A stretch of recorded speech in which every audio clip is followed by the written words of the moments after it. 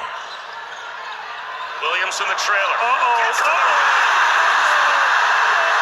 a runaway freight train. Basketball won't let him get to the rim, but he's so smooth for a big guy at 6'7". Reddish. Get to the rim. You know, They turn it over here. 3-on-1. Yes, sir.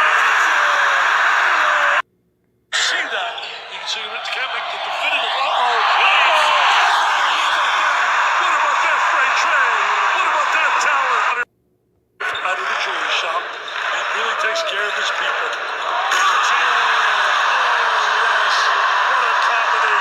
Trey Young. 1, 2, ready, go! Here we go. Yeah, Trey, look at this. He's got speed ready to go. It's all about this first pass. It's a wrap. It's a wrap. It's a wrap now. Look at this. It's a wrap. All right. It is a wrap. It's all about that first shot. Well, you know, Okay. It's a wrap. Tatum going a little bit now. Yeah, But this is it. This is a 1, 2, 3.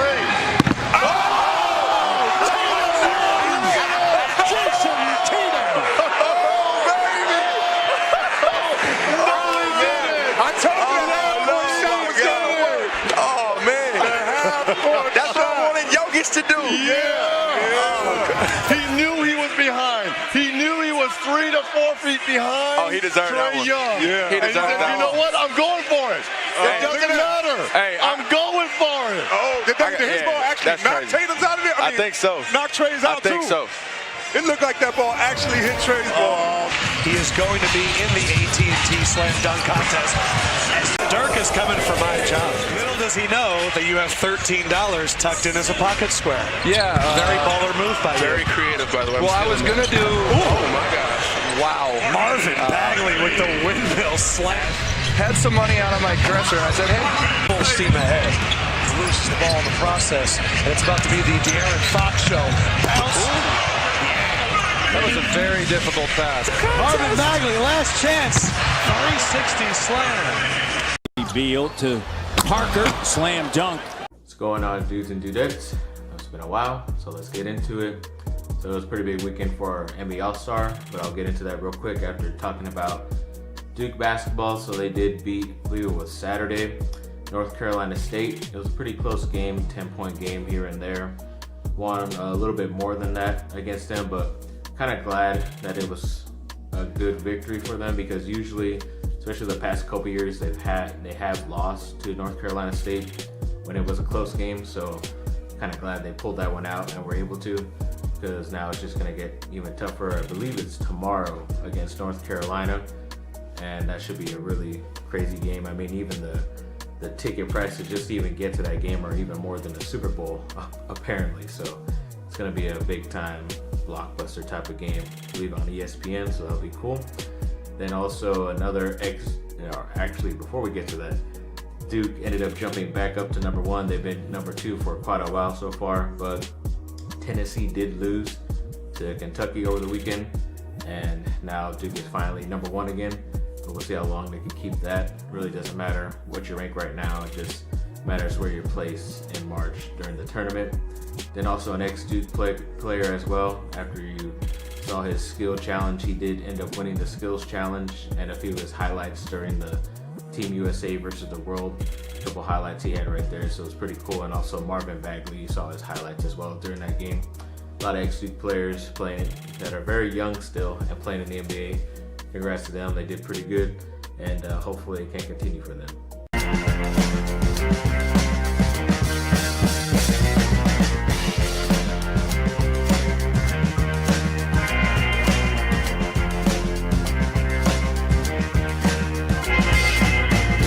Stars, world versus U.S. Let's see what we got here.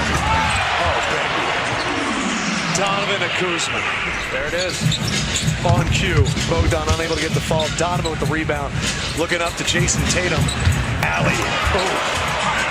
Tatum and Kuzma. Gilgeous-Alexander looking for another 3. Unable to get a fall. And now we have a highlight possibility. Kuzma. Can we check the history of the longest last names of the NBA? Fox, Kuzma, back into the MVP race. Nice finish there. We saw defense for a good 10 seconds. Kuzma. Good inbound play.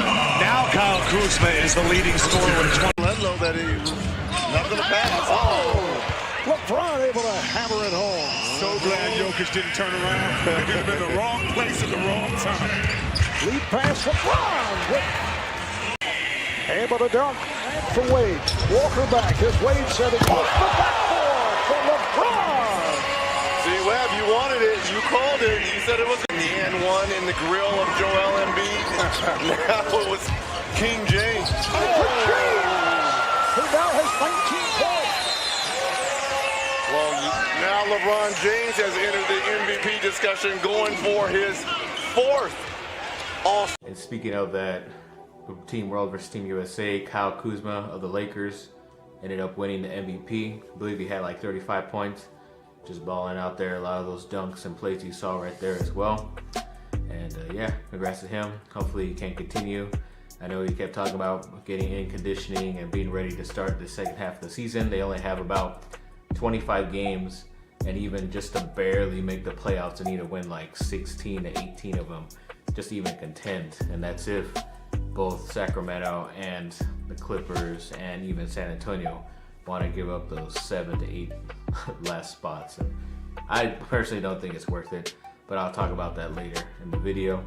Then also Team LeBron beat Team Giannis, and they were down for most of the game, but they came back. Pretty nice victory for them. Obviously the All-Star game doesn't really matter, but some pretty good highlights and plays right there you saw, especially from LeBron and everybody right there. And yeah, so congrats to them. A lot of LeBron news, especially coming out of there, whether he was playing a little bit overweight now all of a sudden, and that's why he's not performing all that well because of that injury. And then who knows if Luke Walton is even going to be the Lakers head coach next year, unless they basically win the championship this year. And talking about if Tyronn Lue, his ex-coach at Cleveland, is going to be the head coach, but I don't like that personally. If you go with like a Jason Kidd, Mark Jackson, something like that in that vein, even like I believe it's Mike Malone, who's the coach at Denver, if you could steal him from there, because he recently coached LeBron in that game, in the All-Star game, and they used to coach him in Cleveland a long time ago, early in his career, and he just has a lot of respect and everything for that guy. So maybe that could be a secret hire that the Lakers can pull off, especially since LeBron always is the coach killer.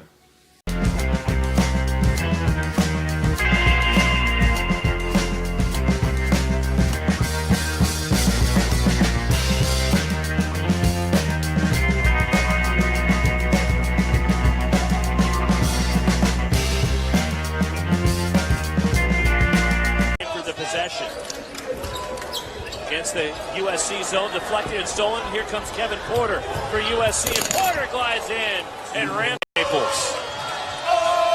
Here's Porter. Drives. Porter down the lane.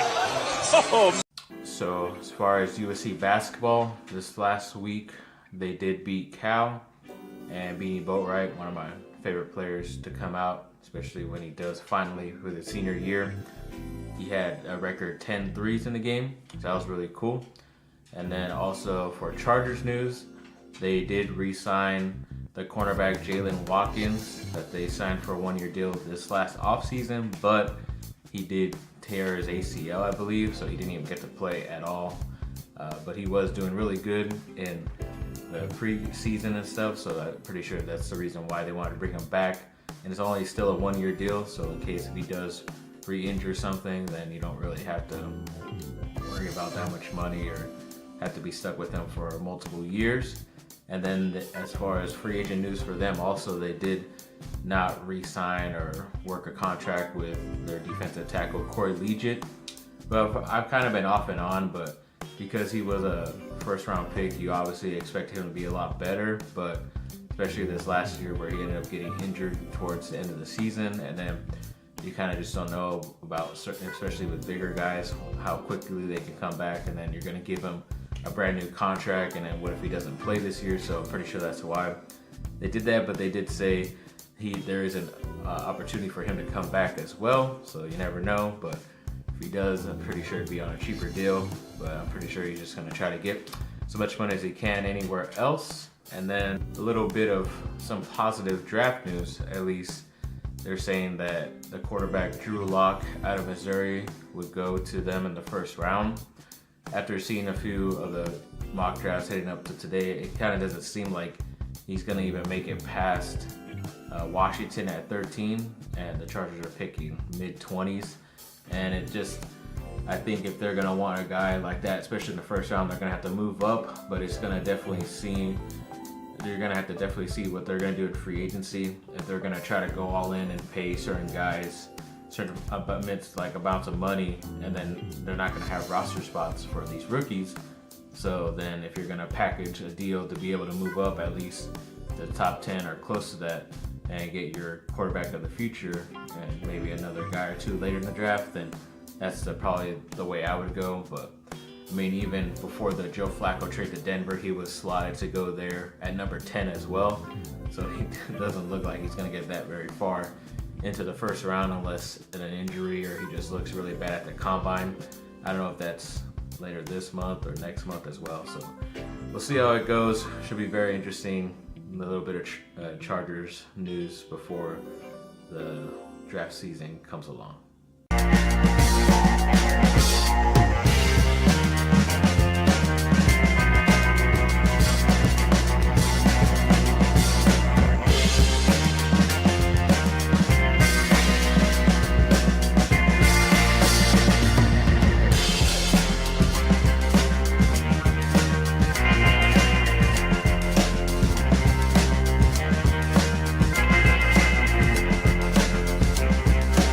A little bit of quick hits of some stuff to end the video. So at least one USC player is going to be selected very high, and that's the cornerback Amon Marshall, who I think if he actually switches positions to either safety or a linebacker, I think he could even go in the second round, but right now they have him slotted at the third. And basically pretty much all the other guys are going to be selected 4th, 5th, and 6th round. Maybe another guy who can move up is Chuma Adoga. They've been talking about that as well, the left tackle. But like I always say, it just depends how your pro day goes and the combine goes as well pretty soon. So hopefully they can show up and get drafted pretty high and not go undrafted like a few of these guys have the past couple years. Then before the All-Star break, they had mentioned, should the Lakers really try to push for the playoffs since they didn't really make a blockbuster trade, or should they just worry about trying to get into the draft lottery and see if they could get a player in there, if they could score something late in the lottery, or try to move up as well and just rest LeBron basically. But it definitely seems like LeBron's focus is just making the playoffs, and as well as everybody else's, even though nobody really expected them to do that this year, and they weren't putting a lot of pressure until they were up that high. I think it was top 4 in the West at one point, so I doubt that's going to happen. So they're definitely going to push. But in Anaheim Ducks news, they did get 2 wins the last time I talked to you people, so that's cool. And then one of the rookies, he had like a shutout in one of the games, like one of the first time ever getting your first start and having a shutout, which is really cool. But they did place their main goalie on injured reserve, so that does suck. But at least they did get 2 wins to try to get some type of thing going, but I don't even think they could even make the playoffs. And finally, retiring Scott Niedermayer's number, raising up to the Raptors. Definitely one of the last great players to play with the Ducks when they won the Stanley Cup. So that was really cool. But thanks for watching, people. Like and subscribe, comment down below, let me know what y'all think, and have a great rest of your day.